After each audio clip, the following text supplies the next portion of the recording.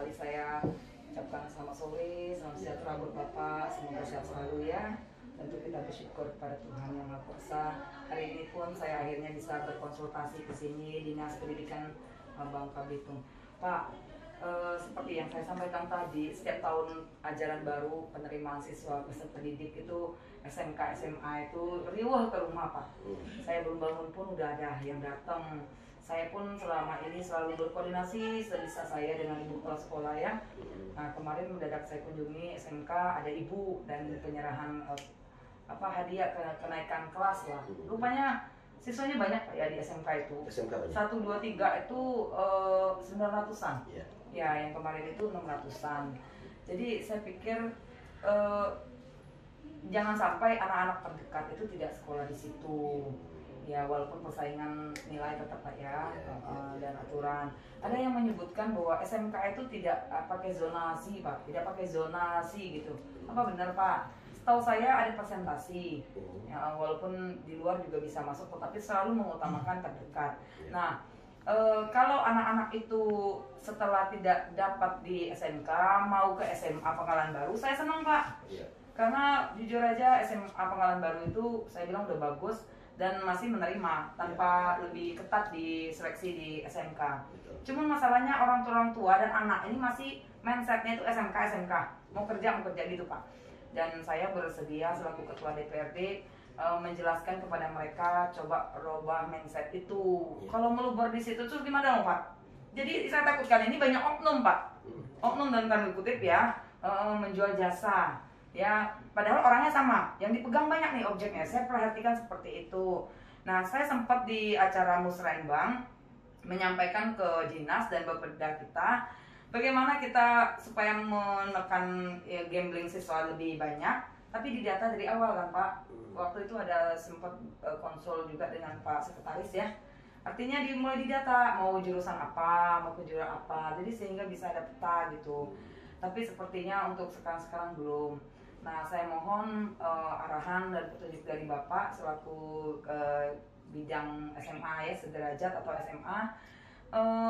Kalau ada nih dari masyarakat sekitar tidak mampu, nilai masih memungkinkan, tapi mau sekolah terdekat, apakah SMK, SMA, terlepas dari SMA yang Pangkalan Baru, ada juga nanti Kobak Pak, atau mana juga favorit juga, itu seperti apa arahannya? Apakah mereka harus diam-diam tanpa pengetahuan kita tidak sekolah lagi, putus sekolah dengan TI sekarang ya, menggiurkan juga Pak, itu hak asasi, kita nggak tahu rumah orang, itu arahannya seperti apa Pak, karena perlu juga informasi buat mereka. Terima kasih Pak Saiful, mohon maaf ya Bapak-Bapak. Ya.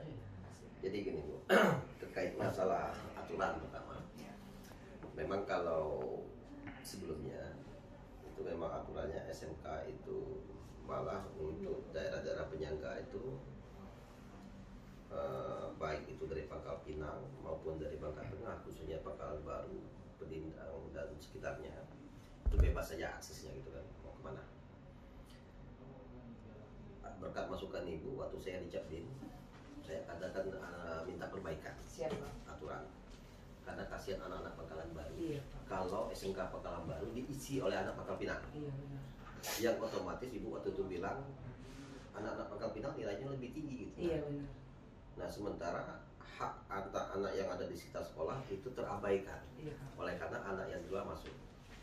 Saya usulkan waktu itu di Capdin agar anak, karena waktu itu saya Capdin Bangka Tengah, Bangka Selatan, saya minta Bangka Tengah tidak usah diganggu, maksimalkan kalau mau persentase itu tidak lebih dari 10%. Jadi kalau daya tampungnya ada 500, hanya 50 anak dari luar. Luarnya itu anak-anak sekitar Padang Baru lah mungkin. Nah, karena anak dari Padang Baru, anak dari Kampung Dul, anak dari Pedindang ataupun Pasir Garam misalnya mau ke Pangkal Pinang juga punya akses gitu. Karena mereka tidak mungkin dari belakang Mangkol misalnya sekolahnya ke Pangkalan Baru, mungkin lebih dekat ke ke Pangkal Pinang kan. Ya, kami mikirkan itu tadi Bu. Jadi berikan ruang, tetapi tidak usah terlalu banyak. Karena ngomong SMK Pangkalan Baru itu hampir menyamai dengan SMK yang ada di Pangkal Pinang. Setara apalagi Pak Bandi waktu itu.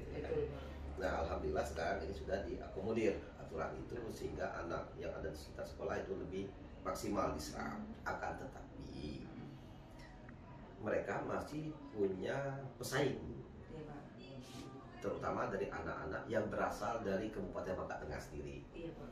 Nah, bagaimana bersaingnya kalau SMK? Kami tidak bisa membuat aturan seperti SMA. Permendikbudnya itu pun, Permendikbud itu mengecualikan aturannya itu dipakai oleh SMK. Artinya SMK boleh tidak pakai Permendikbud.